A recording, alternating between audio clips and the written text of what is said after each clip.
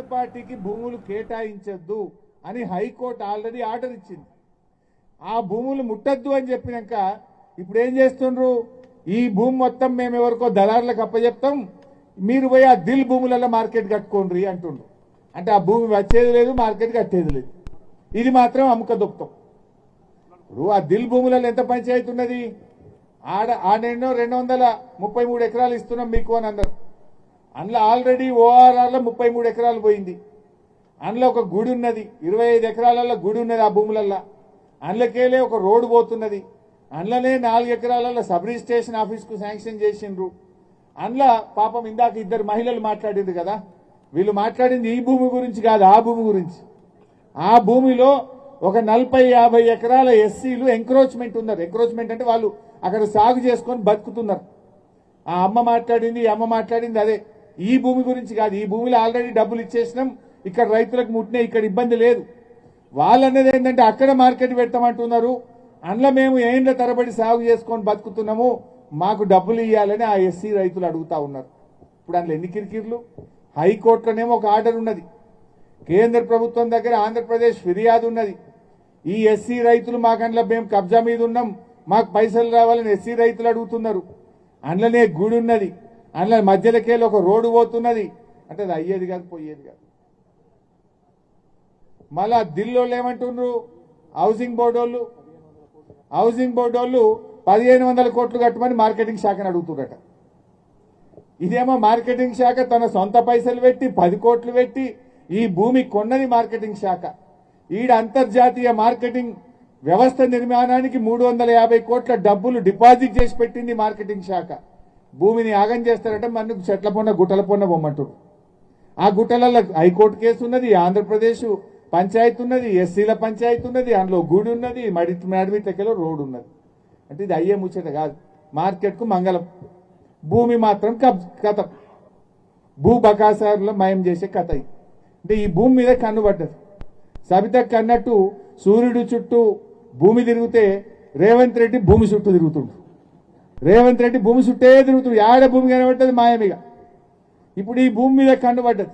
ఇది మంచిగా కట్నే ఇల్లు పెట్టిన పోయే వాళ్ళకి తయారున్నది. ఇంట్లో ఉన్న ఇబ్బందులన్నీ తీసేసి మంచిగా మార్కెట్ కడదామని దీన్ని తయారు పెడితే దీని మీద కన్నుబడ్డది. ఇక మార్కెట్ ఏమన్నా కానీ ఆ మార్కెట్ కట్టినా కట్టకుండా అభ్యంతరం అది అయినప్పుడు అవుతుంది, కానీ ఇప్పుడైతే దీన్ని అయితే లేపుకుందామని. అందుకే ఎవడో వచ్చిందట కేరళకి వెళ్ళి చెన్నైకి వెళ్ళి వచ్చి దీన్ని చూసిపోయాడట సాయంత్రం పూట సీకట్ల. ఇది ఏమ ప్రయత్నము? ఆ గుట్ట మీద కడితే అవుతుందా? ఆ గుట్ట మీద వాళ్ళకే ఆ కోల్డ్ స్టోరేజ్ వాళ్ళకో లేదా ఆ ప్రాసెసింగ్ వాళ్ళకో ఆ గుట్ట మీద వాడు కట్టుకుంటాడు ప్రైవేట్ వాడు. వీళ్ళు రైతులు కదా. రైతులు ముఖ్యమా, దళారులు వ్యాపారులు ముఖ్యమా నీకు? నువ్వు రైతుల పక్షాన ఉంటావా, దళారుల పక్షాన ఉంటావా? దళారులకే దిల్లు భూములు ఇయ్యడు, ఎందుకంటే అది నడవదు కేసు. అది కేసు ఉంది, దానికి తెలుసు. అందరికంటే ఎక్కువ రేవంత్ రెడ్డికి తెలుసు. ఆ దిల్ భూములు ఇప్పట్లో పంచాయతీ దిగది, ఆ భూములు ఇప్పట్లో చేతికి రావు. ఇది మాత్రం క్లియర్ ఉన్నది. దీన్ని లేపకపోదాం, దీన్ని తమ అనుయాయులకు కట్టబెడదామనేటువంటి ఒక కుట్ర. అందువల్ల రేవంత్ రెడ్డి నిజంగా నువ్వు ప్రాసెసింగ్ ప్లాంట్లు పెట్టాలంటే దిల్ భూముల్లో పెట్టు. ఇక్కడ మాత్రం అంతర్జాతీయ స్థాయిలో ఇక్కడ ఫ్రూట్ మార్కెట్ ను తప్పకుండా నిర్మించాల్సిందే. ఇది ఎంతో మంది నిజానికి గడ్డి అన్నారంలో గాని మహేశ్వరంలో గాని కొన్ని వేల మంది బతుకుతా ఉంటారు. వేల మంది ఈ మార్కెట్ మీద హమాలీలు కావచ్చు, రిటైలర్స్ కావచ్చు, ప్యాకింగ్ వాళ్ళు కావచ్చు, ప్రత్యక్షంగా పరోక్షంగా వేల మంది దీని మీద జీవనాధారం ఉంటుంది. లక్షల మంది రైతుల భవిష్యత్తు దీని మీద ఉంటుంది. వేల మంది ప్రజల బతుకుదెరువు ఆలోచిస్తావా? లక్షల మంది రైతుల బతుకుదెరువు ఆలోచిస్తావా?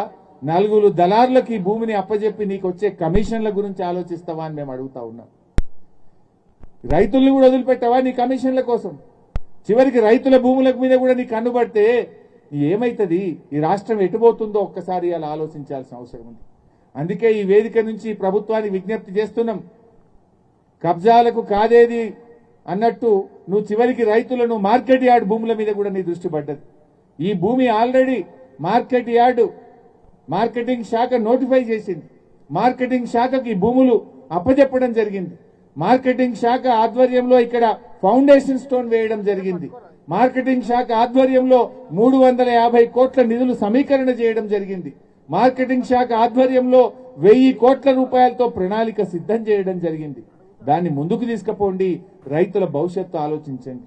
నువ్వే అంటున్నావు కదా, నిన్న ఇవాళ పంట మార్పిడి అంటున్నావు. మరి కూరగాయలు పండించే రైతులు, పండ్లు పండించే రైతుల కోసం ఇంకా మంచి మార్కెట్ కట్టాలని ఆలోచన చేస్తావా? ఉన్న మార్కెట్ను ఆగం చేస్తావా? ఉన్న మార్కెట్ను లేకుండా భూములను కబ్జా పెడతావా? నువ్వు చెప్పే పంట మార్పిడికి నువ్వు చేసే పని